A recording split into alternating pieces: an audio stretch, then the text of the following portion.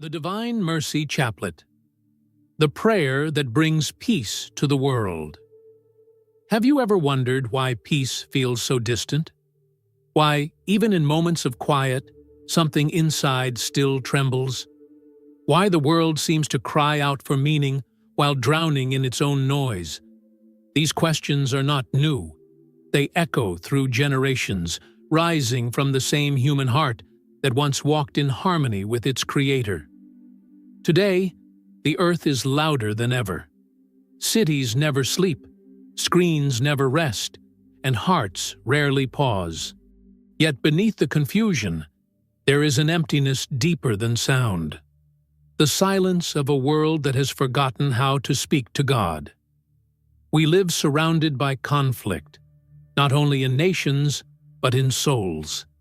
Every war begins first within the human heart, when mercy is replaced by pride, when love yields to fear, and when forgiveness is seen as weakness.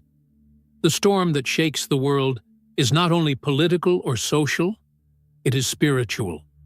Humanity has sought peace in inventions, governments, and ideologies, yet none have stilled the trembling within. Because peace is not built by human hands. It is born from the mercy of God, and that mercy is accessed through prayer.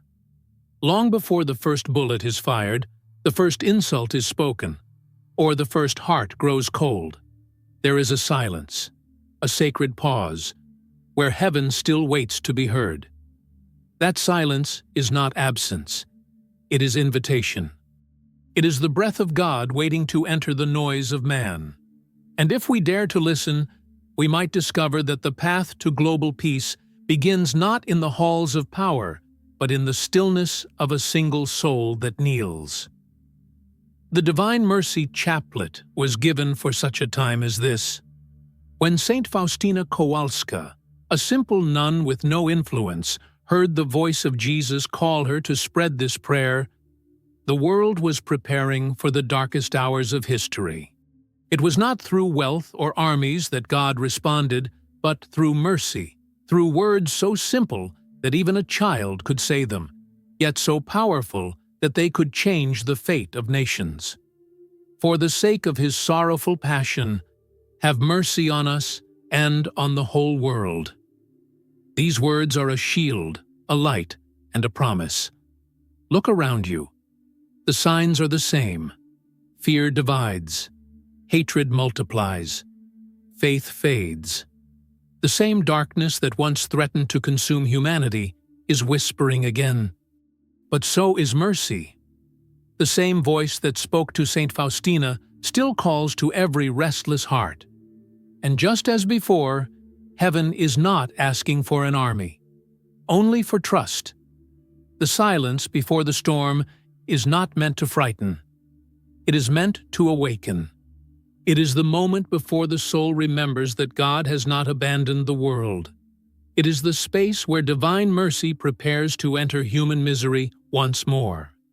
And if you listen closely, within that silence, you will hear it. A heartbeat, slow and steady, whispering through time. Peace is possible, but only through mercy. The world waits for something to change. Heaven waits for someone to pray. And in that waiting, the first drop of mercy falls upon the earth, quiet yet unstoppable, ready to calm every storm. The forgotten promise. Every generation receives a message from heaven, yet not all choose to hear it. Some ignore it, others doubt it, and a few carry it in silence, knowing that what God entrusts to them is not for a single moment, but for the salvation of countless souls. The message of divine mercy was one of those sacred revelations, a promise made not to the powerful, but to the humble. It was the voice of Jesus speaking to a hidden soul, Saint Faustina Kowalska, at a time when the world stood on the edge of despair.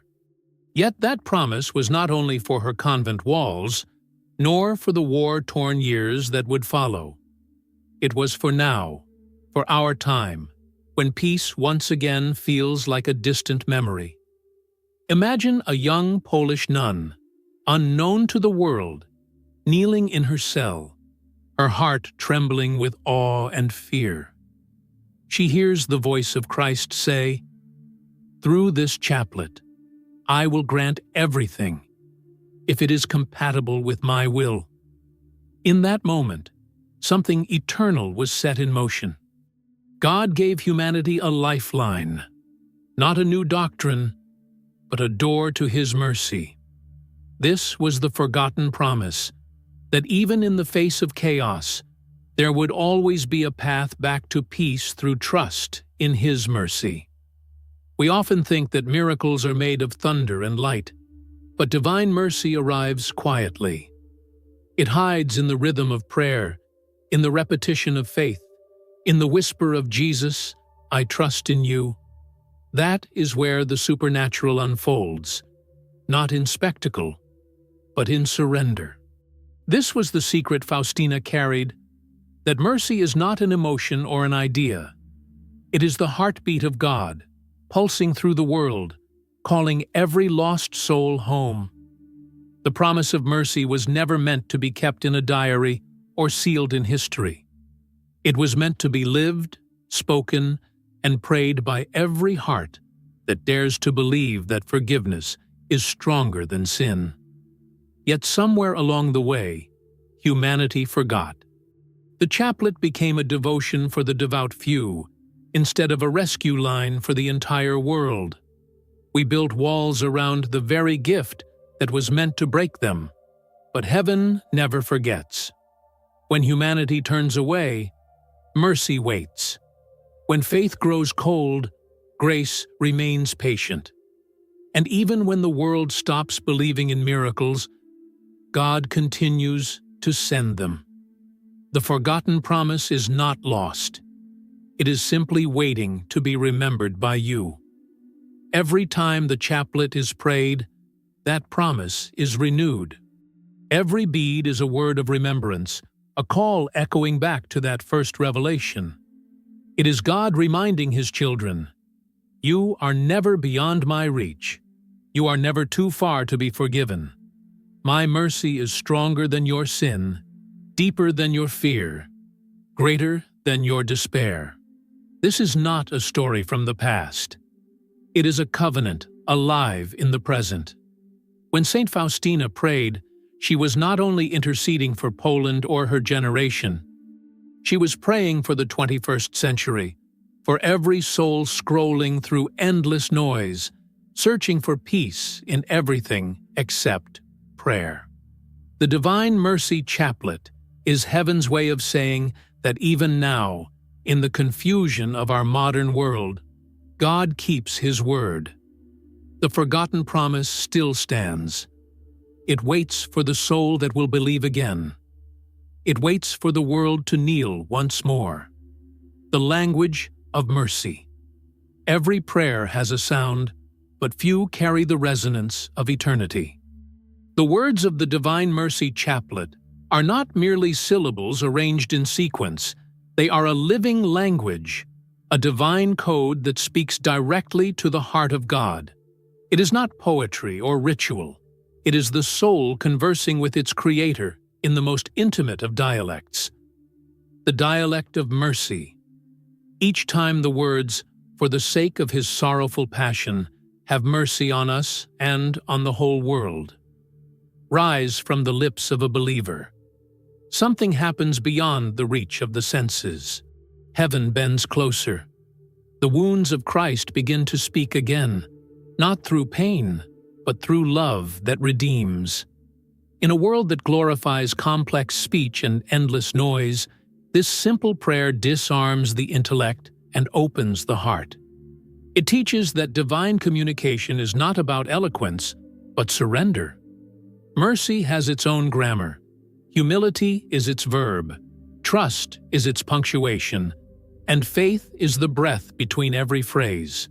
When you pray the chaplet, you are not performing an act of routine. You are speaking in a sacred frequency that creation itself understands. The angels recognize it. The saints join it. The heart of Christ receives it. The language of mercy transcends borders, cultures, and time. It needs no translation, because it is the original tongue of love. It was spoken at the cross when Jesus said, "Father, forgive them, for they know not what they do." It was written again through the tears of Saint Faustina when she recorded his words of compassion for humanity. It is spoken every day by those who trust that their whispered prayer can reach beyond their pain and change the course of eternity. To the human ear, the repetition of the chaplet may seem simple, but to heaven, it is a melody that never fades. Every "Have mercy on us" is a plea that reaches into the wounds of the world. Every "On the whole world" is an embrace that extends to strangers, enemies, and forgotten souls. This is the beauty of its design. It forces the heart to widen, to move from me to us, from isolation to communion. It is a conversion of language, a transformation of the soul's vocabulary from self-centered desire to divine compassion. Those who learn to pray this way begin to see the world differently. They begin to hear pain as an invitation and suffering as a hidden classroom of grace. The language of mercy does not ignore injustice. It redeems it. It does not erase wounds.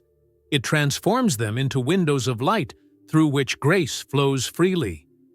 To speak mercy is to echo the very voice of God, who from the beginning has never stopped calling his creation back to himself.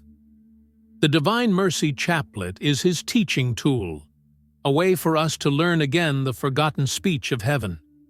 And once the heart learns this language, it can never go back to silence, because it realizes that every prayer, every sigh, every act of trust becomes a word in the eternal dialogue between God and the soul.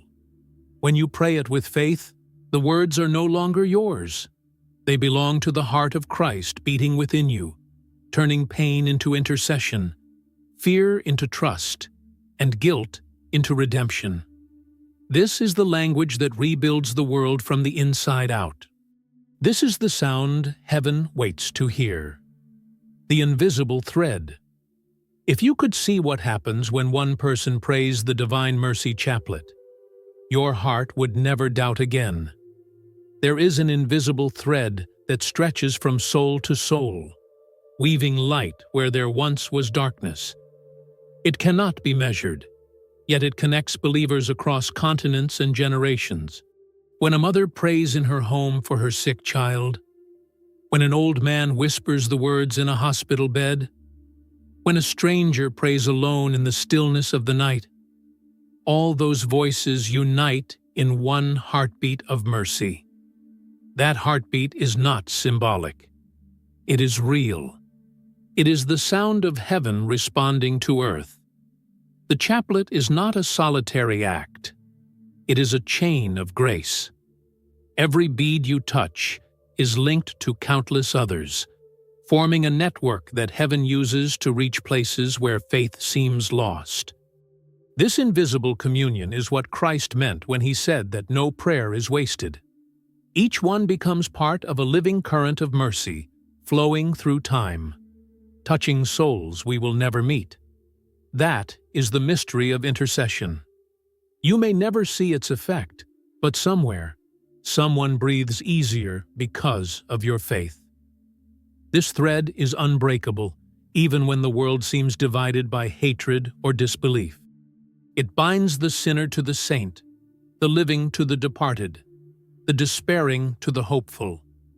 It reminds heaven that humanity still prays, still believes, still dares to ask for mercy.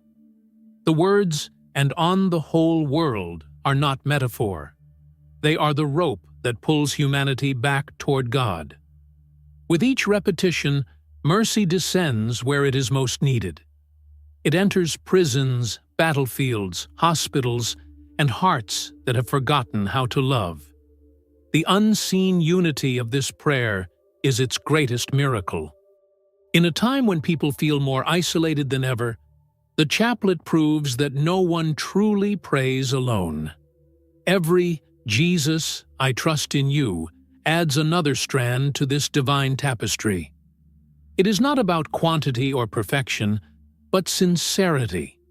Even the weakest voice, trembling in doubt, strengthens the chain.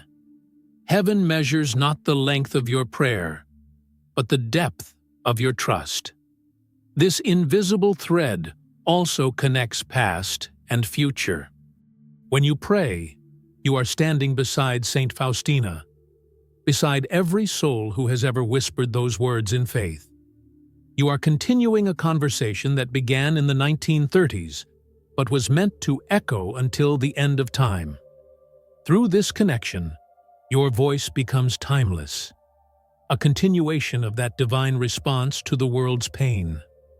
It is easy to believe that the world is falling apart, but in truth, mercy is still holding it together. The news shows division, the world displays violence, yet heaven shows a network of souls who keep the light alive. The chaplet is not simply recited. It is lived, multiplied, and carried in silence through every believer who trusts in the mercy of Christ.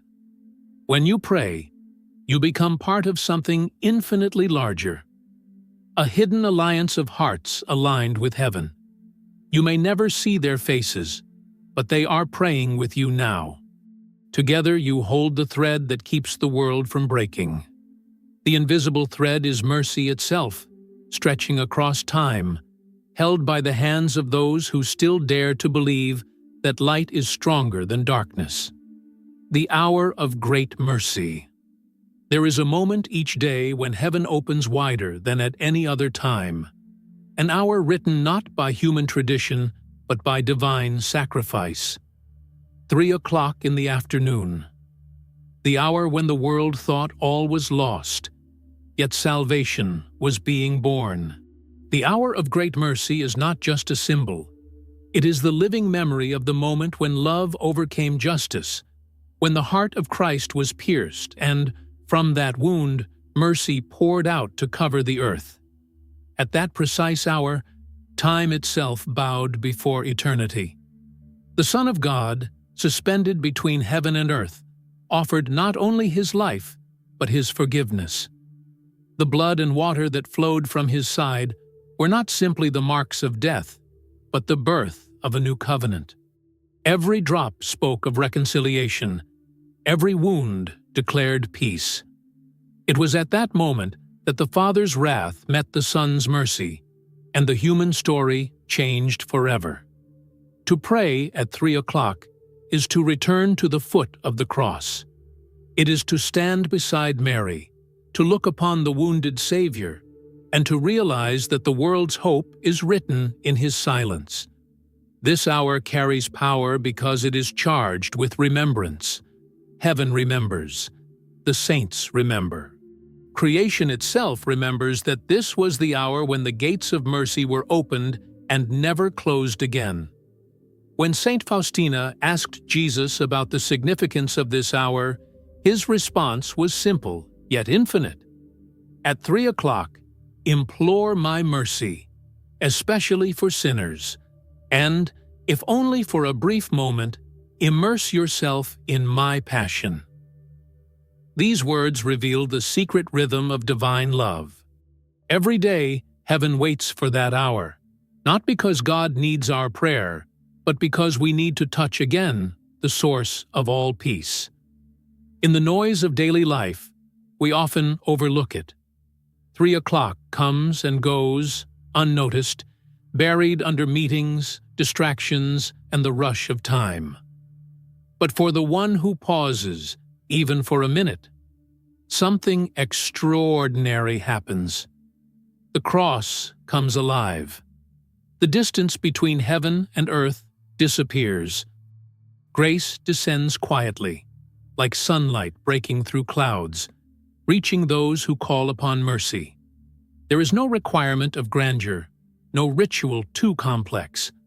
One sincere glance toward the image of divine mercy, one whispered prayer, one act of trust, and heaven moves. This is why Jesus called it the hour of great mercy, because in that instant, the past is forgiven, the present is sanctified, and the future is redeemed. Imagine what would happen if the world remembered this hour together. If at 3 o'clock, millions paused for even a moment to say, "Jesus, I trust in you." Wars would tremble, hearts would soften, peace would no longer be an idea, but a presence. Because when the world turns its eyes to the cross turns its mercy upon the world. Every day, this sacred hour returns as an open invitation. It is not bound by time zones or borders. Wherever you are, whatever burden you carry, heaven waits at 3. The question is not whether mercy will flow, but whether you will stop long enough to receive it. The hour of great mercy is not just a remembrance of what once happened. It is a living doorway that still stands open. When the world forgot to kneel. There was a time when silence was sacred, when the sound of prayer rose naturally from homes, fields, and hearts. The rhythm of life was marked by faith, and every sunset carried gratitude. But somewhere along the way, humanity began to stand taller and pray less. We built towers higher than churches, screens brighter than candles, and made noise so constant that heaven became hard to hear. The modern world did not lose its peace by accident. It lost it when it stopped kneeling. To kneel is not to surrender to weakness. It is to acknowledge truth. It is the gesture that reminds us who we are and who God is. Yet pride has replaced reverence. We have learned to bow before wealth, power, and comfort, but forgotten how to bow before the cross. The human heart has grown restless because it no longer bends. And so the world prays less, complains more, and wonders why peace has vanished. The silence of prayer has been replaced by the noise of opinions. The discipline of reflection has given way to the addiction of distraction. Even faith has become hurried. Prayers shortened, devotions skipped, reverence diluted. We fill our lives with everything but the one thing that can restore them. And still, the voice of God calls through the noise, saying, "Return to me." When Saint Faustina knelt in her convent cell, she was not escaping the world. She was saving it. Her simple posture, her quiet surrender, became the space where divine mercy touched earth. The world saw her as small, but heaven saw her as a vessel of grace. Every time she prayed the chaplet, she was reminding heaven that humanity still believed. Now that faith is entrusted to us, will we remember to kneel again? To kneel is to remember that mercy flows downward. It cannot reach the proud or the distracted. It moves toward the humble, the contrite, the still. This is why the saints knelt, why the Blessed Mother bowed her head, why even Jesus knelt before his Father in Gethsemane. Kneeling is not weakness. It is alignment. It places the soul back in the position where grace can flow freely. When the world forgot to kneel, it forgot how to receive. That is why hearts are empty, even when lives are full. The absence of prayer is not just spiritual neglect, it is spiritual famine. It leaves humanity hungry for meaning, thirsty for peace, desperate for mercy. The noise we create to fill that void only deepens it. But in the stillness of prayer, in the posture of humility, something changes. The soul begins to breathe again. Imagine if entire nations remembered how to kneel. Imagine if leaders, families, and strangers alike fell to their knees and whispered, "Jesus, I trust in you." The noise of pride would fade, and the silence of mercy would return. The world would remember the peace it once knew. Not because everything changed outside, but because something changed inside. peace begins where pride ends. It begins the moment the soul remembers that it was never meant to stand alone. When the world forgot to kneel, it drifted from its Creator. When it remembers again, it will find Him waiting, not with judgment, but with open arms. The hidden battle. Most people see the world's wars in headlines and history books, but the greatest war is fought in silence, inside the human heart. It is the hidden battle between despair and trust, pride and surrender, darkness and light. Every soul, whether it knows it or not, stands on this invisible battlefield. And in this war, the Divine Mercy Chaplet is not a decoration of faith. It is a weapon forged in heaven itself. Despair is subtle. It creeps into the mind through disappointment, through unanswered prayers, through pain that seems endless. It whispers that God has forgotten, that mercy has run out, that suffering has no meaning. This is how darkness wins, not through violence, but through discouragement. The Chaplet of Divine Mercy was given as heaven's antidote to that poison. Each repetition of "for the sake of His sorrowful passion" is like striking a blow against hopelessness. It is faith speaking louder than fear. When a person prays in the middle of loss, heaven trembles with attention. The angels recognize the courage it takes to trust when nothing makes sense. In that moment, the soul becomes a soldier of mercy, not fighting with anger or power, but with surrender. Jesus told Saint Faustina that this prayer disarms divine justice. What He meant was that it also disarms despair. The enemy cannot dwell where a heart repeats, "Jesus, I trust in you."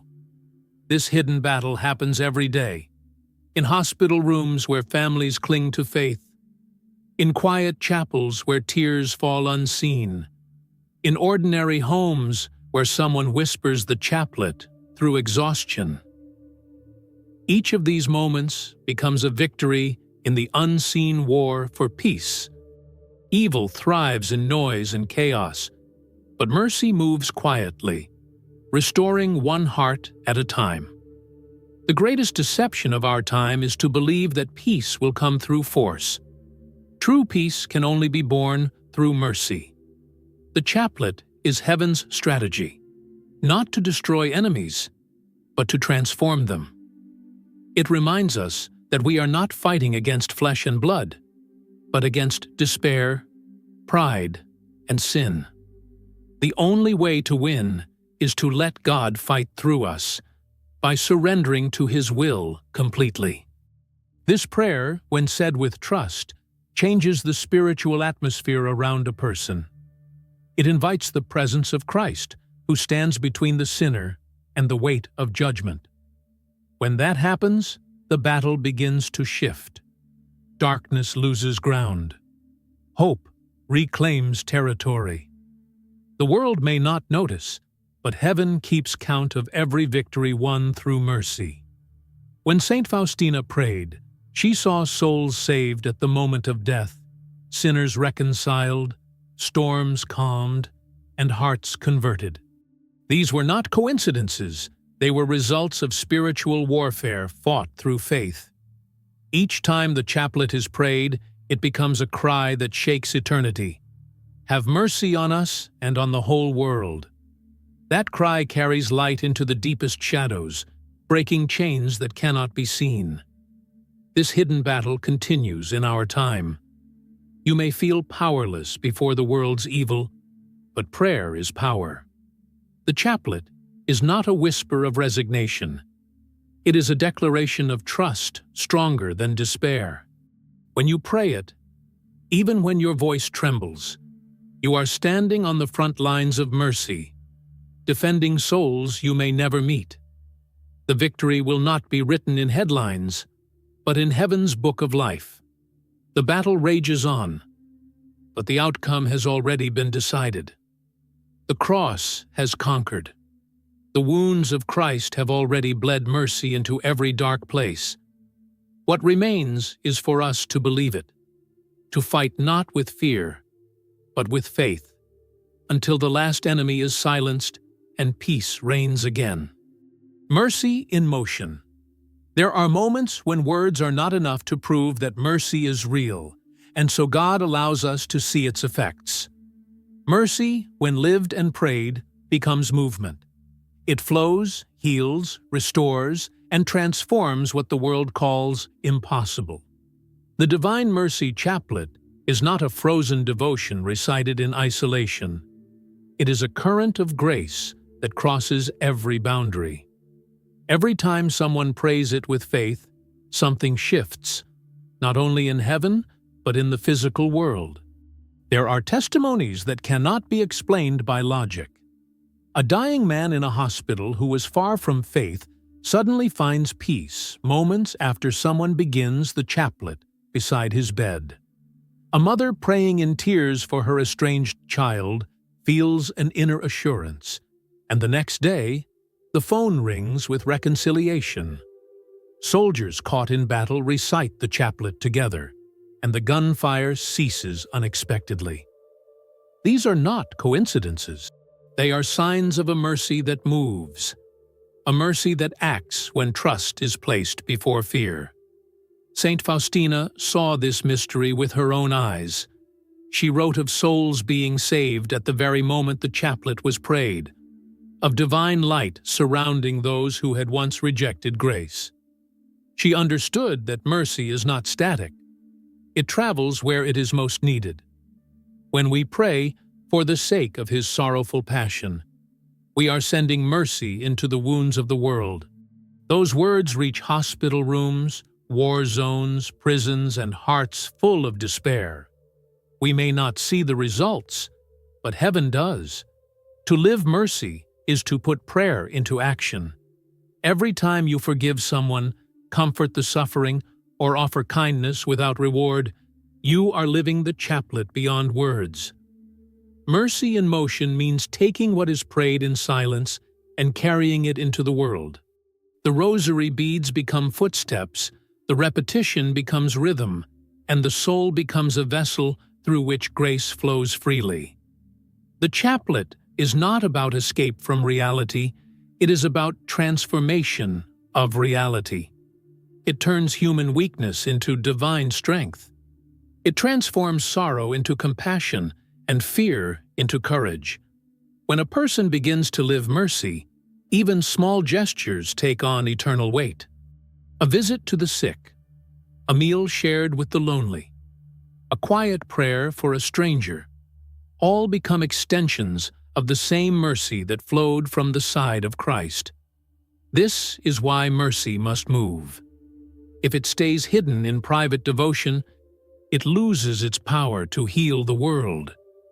But when it begins to act, through love, through service, through sacrifice, it becomes unstoppable. It enters places no sermon can reach, and heals wounds no medicine can touch. The world's deepest need is not for more words about God, but for visible signs of His mercy. When hearts begin to pray and act as one, mercy turns from concept to reality. That is when heaven bends closer, and peace begins to take root. Mercy in motion is the pulse of God moving through human hands. It is the answer to every form of despair. It is the continuation of Calvary, not in suffering, but in redemption. Each person who prays the chaplet is invited to become part of this movement, a living stream of mercy that flows wherever love is lacking. And when the world starts to feel that current, when mercy begins to move again, peace will no longer be a dream. It will be a reality shaped by the hands of those who dared to trust. The mission of the heart. There comes a point when prayer must become mission, when the words of the chaplet can no longer stay confined within walls or whispered only in solitude. Mercy, once received, demands to be shared. The mission of the heart begins when a soul realizes that the divine mercy is not meant to be admired. It is meant to be lived. Every person touched by this prayer becomes an ambassador of God's compassion in a world starving for love. The heart that prays the chaplet learns something essential. Mercy is not a feeling. It is a decision. It is the act of loving when it hurts, forgiving when it seems impossible, helping when no one else will. The mission of the heart is born in those quiet moments when a person chooses kindness instead of bitterness, patience instead of anger, hope instead of despair. This is the mission Jesus entrusted to Saint Faustina, and through her, to every soul willing to trust in His mercy. Christ did not reveal this devotion merely for comfort, but for action. He gave it so that His followers would become living channels of mercy, bringing healing into broken families, light into forgotten corners of society, and faith into places where it seems lost. To live this mission means becoming the very thing you pray for. When you ask God to have mercy on us and on the whole world, you are volunteering your own heart to be part of that mercy. You become His instrument. The mission of the heart does not require fame, wealth, or perfection. It begins in ordinary life, in homes, workplaces, streets, and moments that seem insignificant. The smallest acts, when done with love, echo through eternity. Jesus told Saint Faustina that souls who spread devotion to His mercy would be protected as His own. That promise was not only for her time. It remains true today for every person who dares to make mercy their way of life. The mission of the heart also means interceding for those who cannot pray. Many souls wander without direction, unaware of the mercy available to them. Your prayer, your offering, your silent act of compassion may be the reason someone else finds peace. This is how the chaplet transforms from personal devotion into global mission, through hearts that beat in rhythm with Christ's own. Mercy reshapes the person who lives it. The proud become gentle. The wounded learn to forgive. The fearful discover courage. And those who once felt lost begin to understand their purpose, to love as they have been loved. When you live mercy, you become a sign that God has not abandoned the world. You become proof that grace is stronger than sin. To embrace this mission is to carry the cross not as a burden, but as a bridge, the link between heaven and earth. The mission of the heart is not about saving the world alone. It is about allowing God to save the world through you. Each prayer, each act of trust, each gesture of compassion becomes part of the ongoing story of redemption that began on Calvary and continues in every soul that says yes to mercy. When the world sees mercy lived out, it cannot remain indifferent. The mission of the heart transforms not through preaching, but through presence, through the quiet testimony of those who forgive when others hate, who serve when others turn away, who love when others despair. That is where the chaplet becomes flesh, not only prayed, but lived. The true miracle of the Divine Mercy devotion is not only what it does for the soul that prays, but what that soul does for others once it has encountered mercy. That is the real mission, to be the reflection of the heart of Christ in a world still learning how to love. The day, the world will be still.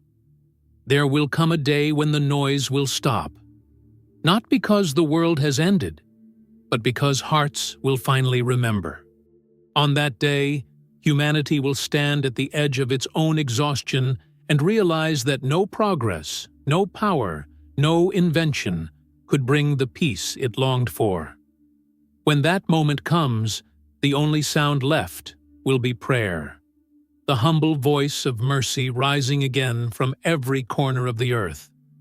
The day the world will be still will not arrive through human effort. It will come through grace. It will happen when enough souls turn their eyes back to the cross, when the cry, "Jesus, I trust in you," fills the air like a single heartbeat. The wars, the divisions, the chaos will not disappear because one nation triumphs, but because one truth is rediscovered. Peace is born only from mercy. That is the moment when the storm will lose its power and silence will return, not as emptiness, but as the sound of God's presence. Saint Faustina foresaw this silence, not the silence of despair, but of awe. The kind that follows revelation, when humanity finally understands what heaven has been offering all along. The chaplet of divine mercy was never just a devotion. It was a prophecy, a promise that before the final day, God would pour His mercy upon the world like a flood of light. And when that mercy reaches its fullness, every soul that once resisted grace will know the truth. Love has conquered. That day is not far away. It begins each time one person decides to trust instead of fear, to forgive instead of hate, to pray instead of complain. Every time the chaplet is whispered in faith, that stillness grows. It spreads quietly, through families, through nations, through hearts that were once restless. The world will not suddenly fall silent. It will slowly remember what peace sounds like. The stillness will not be empty. It will be full of presence.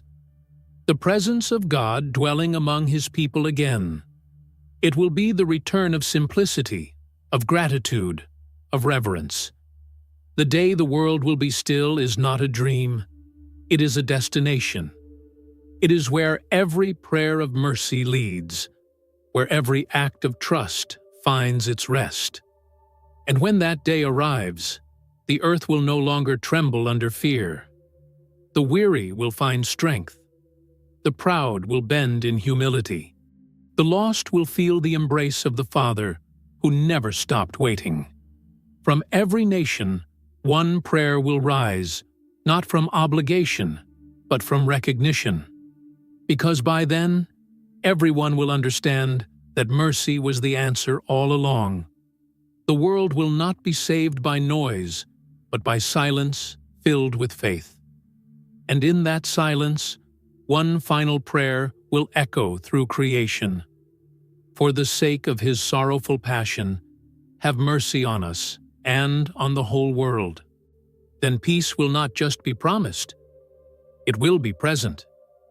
Heaven and earth will meet once more in perfect harmony.